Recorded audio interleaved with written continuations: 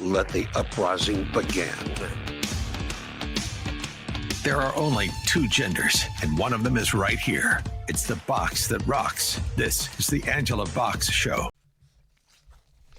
Hey, you guys, on today's show, Trump was quite the busy bee over Thanksgiving weekend in, I think, a direct hit and a direct response to the murder of a National Guardsman and the critical wounding of another. So we're going to talk about that.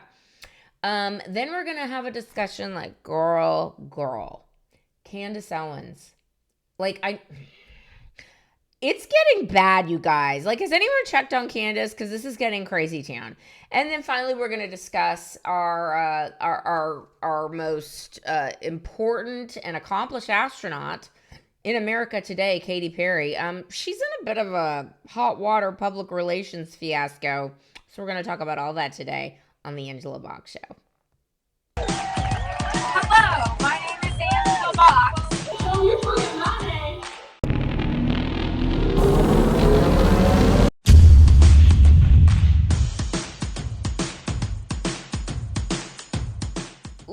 Let me just stipulate on the outset, I am wrong, and I have to take responsibility, like Aaron Paul.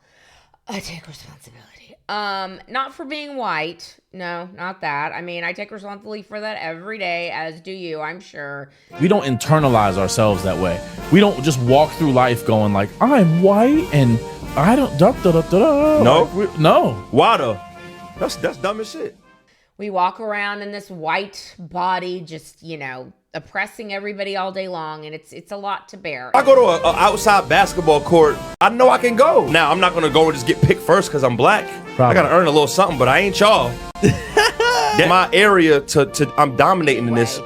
No, I don't take responsibility for that. I am taking responsibility for the fact that I was wrong about who shot up the National Guardsman the other day on Thanksgiving. And it was not Antifa, and it was not Trans-Tifa, although you would understand why one might think such things, because they seem to have been quite busy as of late. But no, it was our other repeat offenders. Islam. That's right, Islam. The religion that is seemingly less and less compatible with Western culture, and the religion that seems to cause the most problems throughout the world. I don't know. Last time I checked, it wasn't Christians and Jews and Buddhists, threatening to behead people if you didn't convert to their religion, or if you decided to convert to another religion, they're going to throw you off the first roof. And no, that would be Islam. And so President Trump, when we discovered that it was, let me give you this dude's name. Let me give you this dude's name, because it's important to get these things right. Now, I'm not going to be able to pronounce this. I will henceforth call him Yabba Dabba Ding Dong, okay?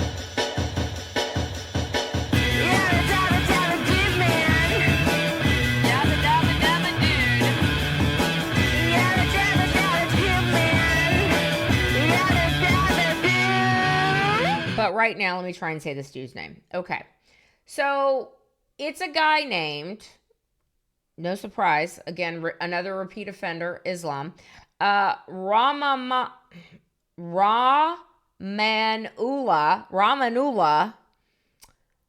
Lakawal. Yabba Dabba Ding Dong. All right, Yabba Dabba Ding Dong is the guy that's responsible for this. He is a Muslim. He is not from America, you'll be shocked to know. In fact, he was welcomed by the unvetted Biden Afghan come on in after the debacle of Abbeygate, the debacle of the Biden administration pulling out of Afghanistan with you remember how crazy that was? How the Biden administration everything that Trump did, they had to do the opposite, no matter if it made sense or not. And Trump was like, you probably shouldn't let the enemy know when we're getting ready to leave. Just saying. But Biden's like, no, we're going to leave on this date, and don't shoot us or anything. And of course, there was a terror attack, and then the plane had to leave, and all these poor people that had helped us were just left to be slaughtered. Anyway, this guy was not one of them. This guy got to come into America, and he got to live on subsidized housing in the state of Washington. Yes, in fact, so listen to this. National Guard shooter Ramalama Ding Dong, his wife, and 5 kids.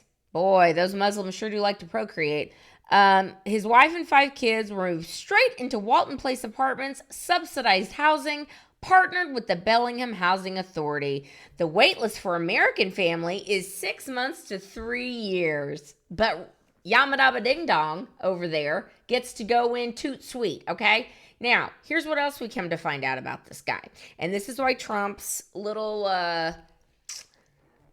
nuclear bomb drop over Black Friday, and I mean a nuclear bomb in the figurative sense, of course, but it's not going to make the pro-migration people very happy at all. Over the weekend, we come to find out that this guy was one of the CIA. He was working with the CIA while we were in Afghanistan, and it comes to find out that this guy was radical Islam and a bloodthirsty killer on Afghan death squads. Isn't that cute? Isn't that fun? And here's something else that's real cute. We come to find out that, not only was he a radical Muslim and Biden didn't vet him, and he didn't vet a whole hell of a lot of them too, but we also now know, according to a Bronze Star recipient, he said, this is wild, you guys. And it's, you know what it is? It's wild and it's not wild, because it's something that I got in trouble for like 11 years ago when my whole world blew up when I was a teacher and I was on Tommy's Garage, and there was a story about Mossad agents filming a bunch of ISIS fighters having their way biblically with some goats, and there was another story about all these imams were boy touchers and child molesters, and so I just, I said boy effing Muslims and goat effing Muslims, and all the pearls got clutched. But listen to this, ladies and gentlemen. A Bronze Star veteran warns Afghan allies are untrustworthy and they are radical Islamists. And this guy came out and he's like, I've been telling these people for years that these people have a radical Islam problem, a child touching problem, and they treat their women horribly. But you know what? Bring them all in. In fact, bring them in not only from Middle Eastern countries, but bringing them from African countries too, because, any Muslim we can take, we'll take. And now in Somalia, you walk around and it's like little Mogadishu over there. And Somalia has their own, the Somali population in St. Paul, Minnesota, or Minneapolis, Minnesota, they have their own issues too. In fact, there was a YouTuber named Nick Shirley that decided to do a little walkabout. And he came back very culturally enriched. Roll that clip. What's it like being a Muslim here in the United States? I'm not speaking English, only one Somali language. What does it mean to you to be a part of Islam? I don't know, I'm not speaking English very well. How are you? Do any of you speak English? English? No. Can women speak on camera? No. The religion. I kept going because I wanted to speak with some more of the elders here to see if they could share their story about coming here from Somalia and how they've seen the rise firsthand. However, Hello. None of them spoke English. How are you? Can I ask any of you guys some questions? No? Speak English? English no. No? Do any of you speak English? After a few interviews, somebody came up to us angry because we were asking people about the rise of Islam inside this My name community. is Dick Shirley. What are you doing? My name is Dick Shirley. I'm a YouTuber. We're doing a video on the rise of Islam here in the United States. The rise of Islam. Yeah, it's the number one converting religion. The rise of Islam. Make it make sense for me. Yeah, it's the number one it's the number one converting religion in the United States. So we're doing a top The subject number on it. one converting religion in the United States. It's like the number one growing religion. So Wait, isn't it after Christ? What? Isn't it after Christ? This guy wouldn't show his face on camera, and this conversation kept going for a few minutes, and he demanded that we deleted the footage of the interviews that we took here on the street. I said no, and he said, you better go, and we're gonna make sure you leave. I've never been in a situation like that while I've been filming, where somebody comes out of nowhere and wants to take the footage. I was watching a video prior to this video, and there is a Somali gang war going on here inside of these apartment complexes, apparently. I think we just went upon a gang, and I didn't know that they were a gang. And right now, he said, you better leave, and we're gonna make sure you get out of here. So right now, there is somebody following from behind, making sure that we get out of this place. not the most friendly welcome here into this part of Minnesota. So much cultural enrichment, so much. Yeah, so the Somali population in Minnesota is obviously through the roof. We've got dirtbags like Ilhan Omar, the walking sleeper cell, and the walking immigration fraud case. She's obviously elected there, and there's a lot of corruption, I would say, in the Somali community, because obviously Somalia is a third world shithole, and they just sent it all here. Isn't it great? Isn't cultural enrichment so fun? So, after Ramalama Ding Dong murdered Sarah Beckstrom, who was only 20 years old, beautiful girl, Sarah Beckstrom, and critically wounded another young man. And we don't know if he's going to make it. People are thinking now, a few days on, he may make it, but God only knows the injuries he has. I mean, God only knows. It's horrific. But Sarah Beckstrom was only 20 years old, and both of these young people had just been sworn in to be National Guard literally the day before. Yamadaba Ding Dong opened fire on these people. And I forgot to mention the best part. While he was shooting them, he was screaming, Merry Christmas. Oh, just kidding. He was screaming Allahu Akbar. Yeah. So there's that.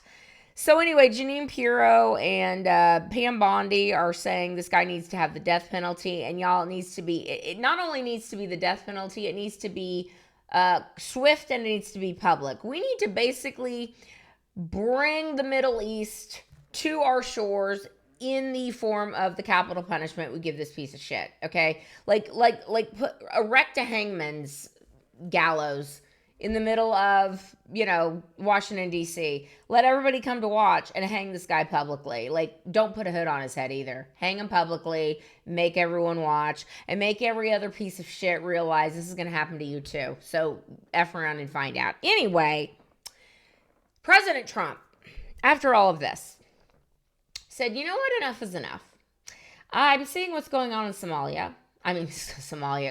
Minnesota, aka Little Mogadishu. I'm seeing what's going on there. I'm seeing what's going on across the country, where we have unvetted illegals that were brought in under Joe Biden, millions and millions of them, who were, asylum seekers, which means they're illegal because they didn't seek asylum in the next country over. They were like, let's make it all the way to the United States and seek asylum there. And some leftist judges like, yes, because, they have to. Anyway, all of these asylum seekers, these third world denizens, are now getting ready to be remigrated to their home countries, because President Trump has basically said, listen, this little experiment that we've had, this whole idea that, America's built by immigrants. Well, it's not 1785, and it's not 1860, and it's not 1900.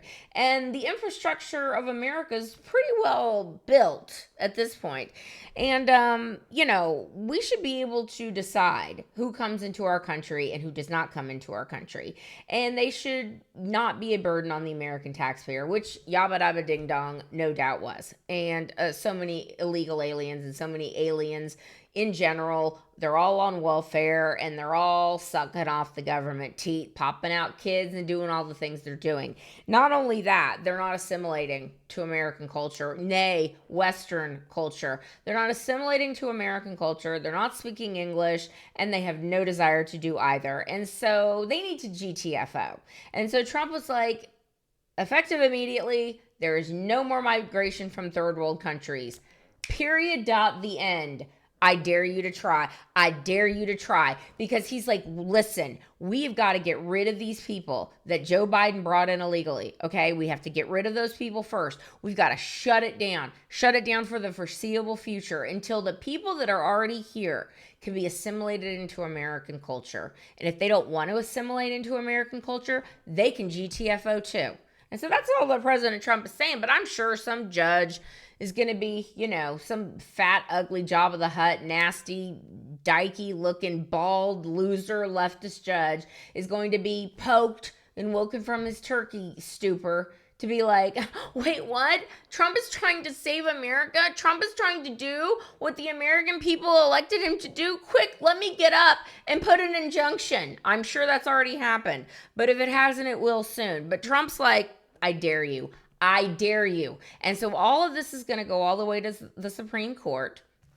And hopefully the Supreme Court grabs their nutsacks. I'm talking to you, Amy Coney Barrett and Brett Kavanaugh. Hopefully they grab their nutsacks and say, you know, he's got a point. Perhaps we should assimilate the people who are here already before we continue to fling open our borders and allow unvetted third world lunatics in. Just an idea. Anyway, so there's that. And then President Trump also, he was like, well, I'll see your no migration from third world countries and I will raise you another one. And President Trump on Black Friday, not only did he tell the third world denizens, like, get ready, you're getting ready to get kicked the hell out. Donald Trump, in pure beast mode, decided that he was going to make it official and cancel and say that all the auto pen signatures, pardons, whatever, commutations, null and void, ladies and gentlemen. And this is going to be a real easy one. Although you know that some Jabba, dykey, ugly, bald, fat, loser, leftist judge is already like, again, let me screw the American people over. It won't. This one's easy, okay? Because there is a law that says that no pardons can be written using an auto pen. And now that we know that President Auto Pen, like 92% or something of the things he signed were done by the auto pen, like, you guys, this is what they're going through now. They're going through all of these executive orders, everything Joe Biden signed, whether it's a pardon or a commutation or an executive order or whatever. And they're going to go through all of them and they're going to be like, this is null and void, and this is null and void, and this is null and void. And of course, the ones everyone is talking about the most are the pardons. And the pardons for people like Liz Cheney and Adam Schiff and all the January 6th Select Committee and Anthony Fauci and Mark Milley and a litany of other people also received auto pen pardons, in addition to all the death row murderers that Joe Biden was like, you know, I haven't pissed off the American people enough. I think I'll commute all those sentences to life in prison and take them all off death row, even though a jury put them on there and the families are getting some form of justice. Nah, screw the families. I'm going to give succor to my leftist acolytes. Anyway, all of that is going to be null and void too. It's going to be delicious. The cacophony when the leftists realize on Monday when they all go, you know, when they get up at noon or whenever they get up and they're like, you know, wake up, wake up, wake up, it's the first of the month. And they're singing and they're thinking about cashing their checks. And then they realize, oh, crap. The two things Donald Trump did over Thanksgiving weekend, not going to be fun for them. All right, we'll be right back. All right, guys, we need to talk about Candace. And we've said this before, but I really think it is 5 alarm fire time, Candace. And Candace, dear, listen, I've said this before. I think you're incredibly smart. I think you're incredibly talented. I think that you've done a lot of really good things. For example, 2 things I think can be true. I am completely down for the conspiracy theory of Brigitte Macron was born a man. Like, sign me up all day long. I think the Becoming Brigitte documentary or the docuseries that she did was really, really strong. And it wasn't just Candace saying this. These are other journalists, et cetera, et cetera. It's good. It's worth a watch. However,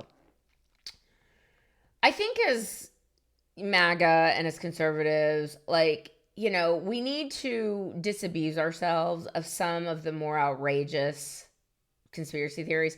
Like, for example, like, I guess my penchant for conspiracy theories sort of went out the window over the summer with the Karen Reed trial, with the literal retards that are like, the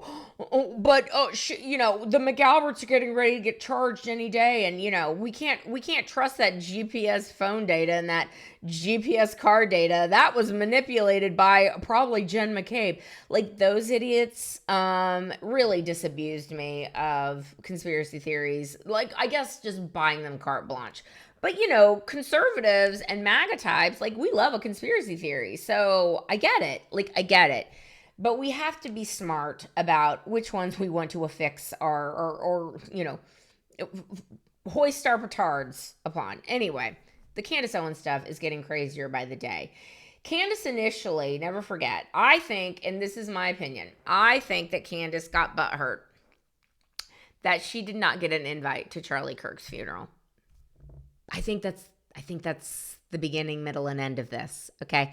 And so instead of looking critically at the evidence or allowing a mourning period to take place, Candace Owens obviously she came in hot, and she was like, all right, I'm just going to forget the fact that this Tyler Robinson guy basically confessed to his father and had a gun that we could all see that was in his pants, and he was walking funny with it, and his DNA's on the roof and the DNA's on the rifle. And we're gonna also forget that this guy had a tranny boyfriend that was also a furry, and maybe there were different cars that had different states' license tags going in and out of the house for over a month, and maybe there's a connection with the armed queers of Salt Lake City and the Democrat Socialists of America. Candace, that's a conspiracy that probably has legs, okay? And it doesn't sound like it's really a theory. And I guarantee the FBI is looking at it, even though the FBI evidently, much to Candace's chagrin, does not call her on the bat phone every day and be like, hey, Candace, let me give you the update on what we're doing today. Don't put out any more crazy videos, okay, sis? Anyway, no, they're not doing that because it's an ongoing investigation, and ongoing investigations don't get updates every 5 seconds. But anyway, Candace, this of course, she initially said that it wasn't Tyler Robinson. No. Her sources, her nebulous sources are claiming, well, first it was Benjamin Netanyahu, obviously, because even though he had a war to run, and even though he had a tiny little democracy to protect against Muslims and the Muslim horde and the leftist Western freaks that want to destroy it, and even some parts of this political party in America on the right and the left that want to destroy it. No. He actually was the guy that ordered the hit on Charlie Kirk. I mean, maybe he was here doing it himself. I don't know. Does anyone know where Benjamin Netanyahu was on September 10th, 2025? Anyway, that was the first crazy thing. Why? Because I guess Charlie had questioned something Israel did. Again, two things can be true. You can be a full-throated Israel supporter like I am and like Charlie Kirk was, and also have questions about certain things that the state of Israel is doing. It does not change the fact that you support Judeo-Christian values and the state of Israel. Sorry, it doesn't. Anyway, so once she basically accused Benjamin Netanyahu of murdering Charlie Kirk, she was like, actually, you know what it might be? You know what it might be? It might be that other Jew, Bill Ackman. You know, that guy who makes a lot of money and is on TV a bunch? Yeah, and who was a leftist forever and then suddenly became pro-Trump because Trump was pro-Israel. It was probably Bill Ackman, and it was probably this crazy little,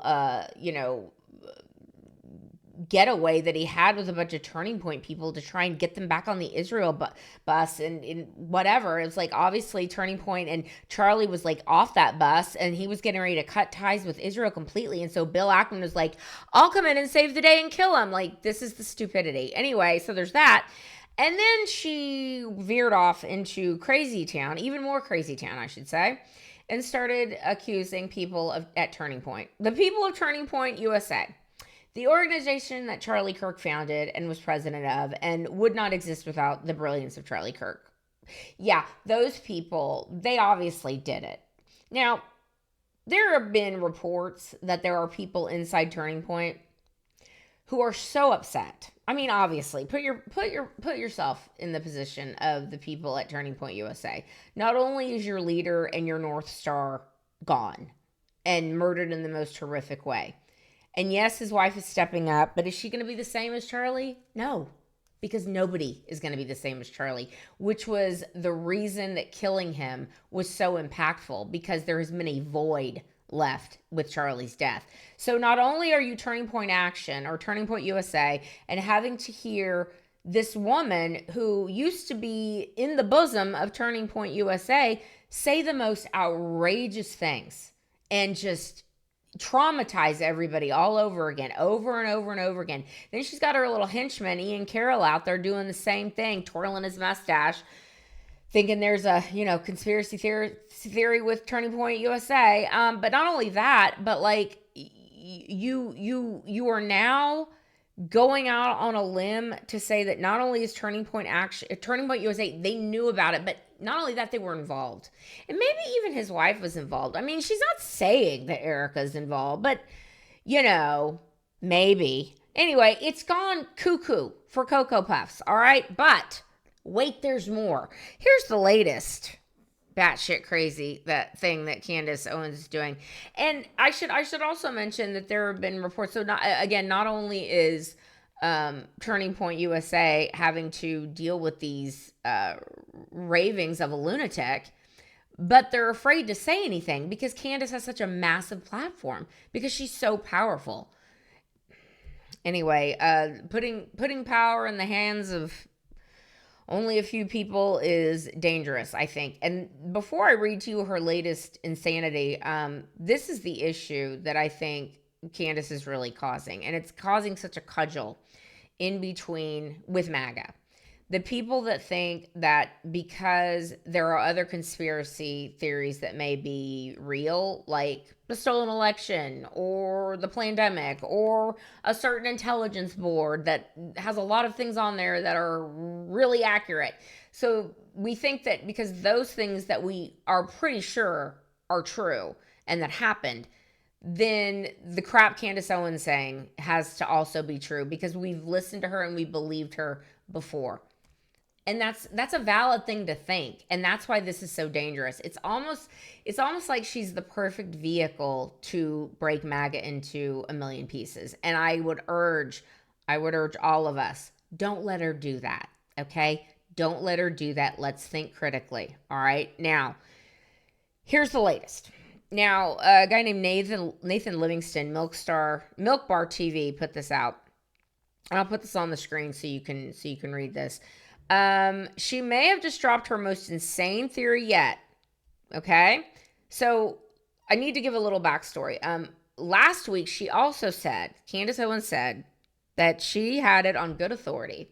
One of her sources in the French government told her that the Macrons were seeking to have her assassinated. Okay? Now, I actually kind of believe that could be true, because obviously they're in the middle of a defamation lawsuit with her over the fact that she claims that Brigitte Macron was born a man. And it wasn't just her, it was many journalists, and she makes a pretty strong case. I will say that.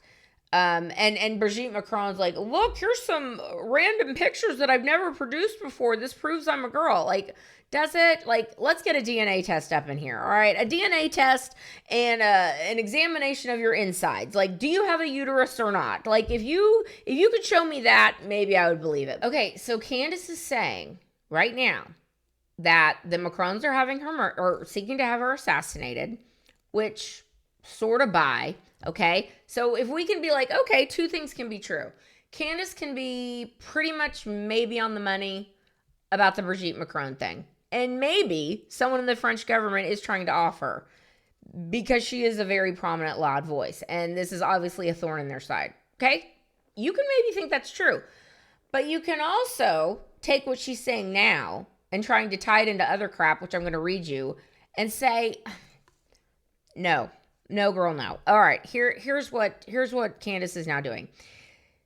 She is tying Brigitte Macron to the Nazis, to MK Ultra, to chocolate factories, to Mossad, to Trump, to Kirk, to the French assassins, all into one crazy conspiracy web. And this is why I would like for her husband, George Farmer, it's time to step in and pull her back from the brink here. Like, she's getting, this is wild, you guys. Okay, so here's essentially what Candace is saying. On her Instagram stories, Candace theorizes that Brigitte Macron's family were Nazis who fled Germany to France during World War II as refugees. Because of Operation Paperclip, a real U.S. program that brought German scientists to America after World War II to exploit their expertise and keep them from falling into Soviet hands, which in Candace's world, somehow this means that Brigitte's family could have been Nazi scientists, and that this is the major, quote, state secret being protected. Okay. This is wild. Next, she thinks that she links this to her ongoing obsession with proving Brigitte was involved in the Stanford prison experiment and throws an MK Ultra for good measure. What? Okay, I mean, I don't even know this link. Like, what are you even talking about, Candace? See, again, this is where you start to lose me, because I can sort of get down for the fact that Brigitte Macron was born a man. But what is this Stanford prison experiment stuff? I don't even know this. Okay, let me continue. Candace keeps insisting that the Macrons randomly mention MK Ultra in their lawsuit. It's not random. Candace repeatedly insinuated on her show that both Brigitte and Emmanuel were part of MK Ultra and potentially Manchurian candidates. Okay, so in the lawsuit that the Macrons have against Candace Owens, they're saying that the reason that MK Ultra is mentioned, as Candace is like, why are they randomly saying that? It's because you do, sweet sis. Like, what? Anyway, all right. This almost makes me feel sorry for the Macrons. Not quite, but I'm almost there. All right, next. Candace next leaps to Project Monarch, which she claims was a, quote, Nazi program and the precursor to MK Ultra. Now, I mean, MK Ultra was real, okay? And that's a whole other side issue. That was real. Maybe there were Manchurian candidates. Who the hell knows? But in reality, Project Monarch was not a Nazi program, nor was it a precursor to MK Ultra. It was claimed by conspiracy theorists to be a later CIA mind control program after MK Ultra. But there's no credible evidence it ever existed. It's purely a conspiracy theory, okay? So now of course, we have the Jews entering on the stage left, all right? Now enter the Jews. According to Candace, she claims she received a, quote, tip. Y'all, I feel like these jokers are out here on the mean streets of the World Wide Web going, let's send Candace a tip, okay? And here's the tip. The tip linking Ben Gurion, Jabotinsky, and the Rothschilds to supposedly, quote, protecting the Macron family chocolate factory in France. Okay. This seems to directly contradict her earlier claim that Brigitte family were German Nazi refugees, but never mind. So this connects to Israel because Brigitte is a Mossad agent. Again, this is what I'm telling you. Like, I'm almost starting to feel sorry for the Macrons here. All right. And that, she says, is why Trump allegedly called her, which is still zero proof this happened, and told her to stop talking about Brigitte because she's, quote, a state asset, and this is a, quote, national security issue. So again, Candace claims that President Trump called her. All right? Candace likes to show tweets, or excuse me, not tweets, text messages that allegedly are between her and Charlie that talked about, you know, Charlie turning his back on Israel and whatever. Even though most people understand that the last time she talked to Charlie was in 2018 or something like that. So if she's able to produce random texts that allegedly are real, maybe they're not, who knows, then wouldn't she be able to produce a call log that shows that someone with a 202 number and, you know, produce the number? Like, whatever the number is, produce it. If it's an unknown caller and you can show that you talked to unknown caller for, you know, 25 minutes or whatever, you could say, this is the call. This is when Trump called me. No, there's been no proof. There's been no offering of anything. Anyway, continuing. And somehow this apparently connects to Charlie Kirk, who Candace claims knew 24 hours in advance that he was going to die, and by who? And that if he had told the public, especially Candace, it could have been prevented. Because, you know, Candace is the savior of all of this, ladies and gentlemen. Now, HG Tudor is a great channel to watch. HG Tudor is a person who likes to go on hate Meghan Markle. He's a member of the hate Meghan Markle media, okay? And he is a certified narcissist psychopath, all right? And sometimes he'll put different celebrities under what's called the tutor scope to determine if they're a narcissist or whatever they are. And Candace Owens is currently under the tutor scope. And if you had asked me even a week ago if I think Candace is a narcissist, I would have said I think she's narcissistic. I do not think she's a narcissist. But now with this batshit crazy stuff she's saying, where Charlie knew he was going to die and he knew he was going to do it. I mean, like, he knew, but he was, he's taking one for the team. He didn't mind getting murdered in a brutal way in front of millions of people and leaving his wife and children. He knew what was going to happen. He just decided not to tell anybody. But boy, howdy, if he had told Candace would have put her save-a-ho hat on and been right to the rescue. This is why I'm saying maybe she is a narcissist. I don't know. But anyway, the plot doth thicken, and it thickens in her head, okay? Because the plot is pretty simple, I would surmise to you. And even though there have been a few things that the FBI has come out with recently, namely that, the assassination, that's all wrapped up in a bow and Epstein killed himself. I mean, wait, you kind of have a point.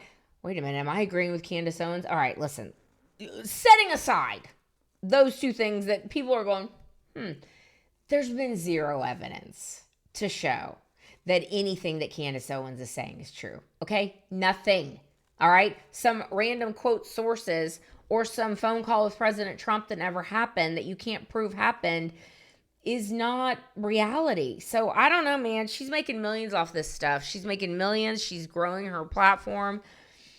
And it's taking a wrecking ball to MAGA right now. And it's taking a wrecking ball in many ways. And one of the ways it's taking a wrecking ball is it's causing people to maybe be like, I mean, maybe we should go back to like the Bush-Cheney wing of the Republican Party, because at least they're not saying crazy shit like this. Not a good idea. We need to all stay MAGA. We need to all stay connected. We need to all stay on the same team. And when people on our side go off on an insane weeks-long rant and have monetized it and have grown their channel because of it, that needs to be called out. So Candace, enough of this bullshit. We see you, girl. At least I do. All right, we'll be right back. Okay, and finally, a less heavy story, I would say. The most accomplished and nay, most beautiful astronaut of our time, one Katy Perry. Remember, she went to space. It's all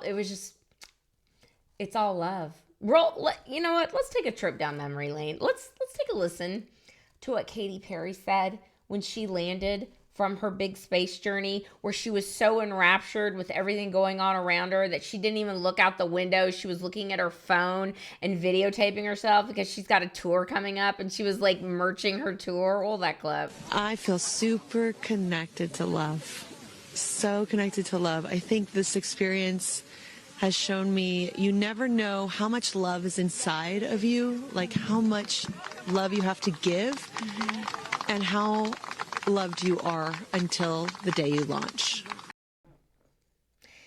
Yeah, this very deep thinker, Katy Perry, is desperately and chronically in need of a make-under, but she's now dating one Justin Trudeau, which honestly, I don't think there's been quite the dark-sided pairing like Bill and Hillary Clinton until Justin Trudeau and Katy Perry. Like, this is pretty good. Like, Bill and Hillary Clinton are like, ooh, solid effort, Justin and Katy. I mean, two very dark-sided people have found each other. Now, I will say this about Katy when she started dating Justin. I said it, at the onset, she's in desperately and chronically need of a make-under. The girl wears caked-on foundation, way too much makeup. And as someone who used to wear more makeup, like, I have makeup on and I love wearing makeup, but I like to do it, like, at least my foundation, like, a little more natural and, not so caked on. Like, Katy Perry is like, girl, Not only is her makeup caked on all the time, but her hair is that unnatural, gross black. Side note, girls, unless you naturally have black hair, unless you're Hispanic or Middle Eastern or black, people don't have black hair, okay? They have dark brown hair. They have medium brown hair. Try something in that range. A harsh black tone makes everyone look like shit, okay? Katy Perry included. Now, Katy Perry, her makeover notwithstanding, her desperate need of a makeover notwithstanding, since she's been with blackface Justin Trudeau, she seems to have softened her look a little bit. Okay, fine. I'm just going to go with the crazy caked on makeup, clown face, astronaut, black-haired Katy Perry. And before I get into why she's in trouble now, let me drop the clip of the extended version. So she landed and she wanted to let you know she was surrounded by love. But the extended version is even better. Roll the clip. I hope they can see the unity that we modeled and replicate that and understand that we weren't just taking up space, we were making space for the future. And for me, like Gail said, this wasn't a ride, it wasn't a destination, it was a journey, and it was a supernatural one. And my journey has always been about love and belonging, and I think that we have all felt that sometimes we weren't worthy or we didn't belong in certain ways, no matter all the accolades, no matter all the studying, no matter anything. And I think today we all said it, like, we belong here. Mm-hmm. This is where we belong, and we feel very sure of that. So I think that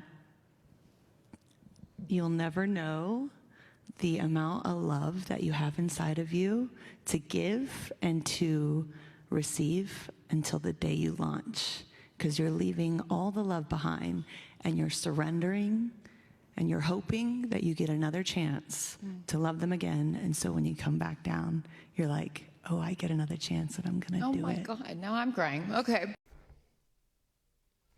And I just want to set that up because in case you needed reminding of what a piece of shit Katy Perry is, I mean, let's look at this clip of her basically at a concert miming pumping out breast milk into a container. Roll that.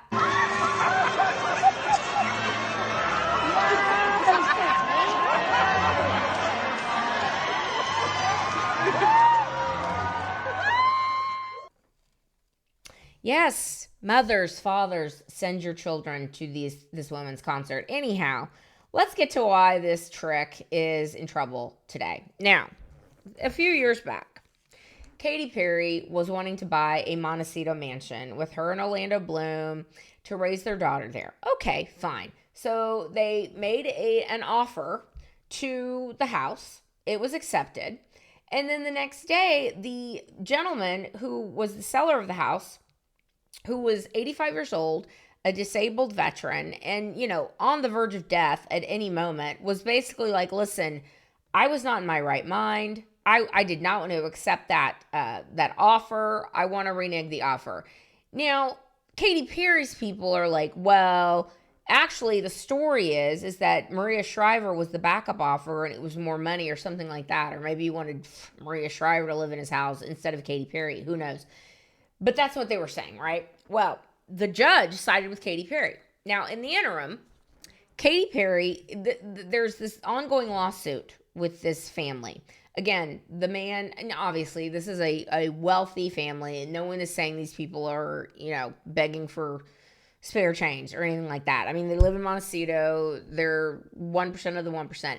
But the point is that the dying 85-year-old veteran has been in an ongoing lawsuit with Katy Perry for many years. And, well, I should say, okay, so Katy Perry was renting out the house, and then she sued this guy again. She's suing this man, whose name is Carl Westcott, again, because she said she lost millions of dollars in rental income because of all this bullshit with him. That's the long and the short of it. And, I mean, the internet was none too pleased, ladies and gentlemen.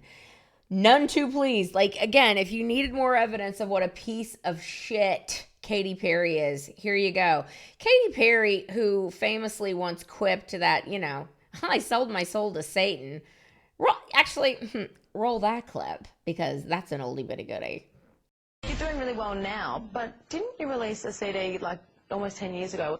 Yeah, I mean, I released a gospel record when I was 15 because I grew up in, a household where all I ever did was listen to gospel music, and my parents are both traveling ministers, and so I kind of sang about, what was going on in my life at 15, and that's how I got introduced to the music industry. I swear I wanted to be like the Amy Grant of music, but it didn't work out, and so I sold my soul to the devil.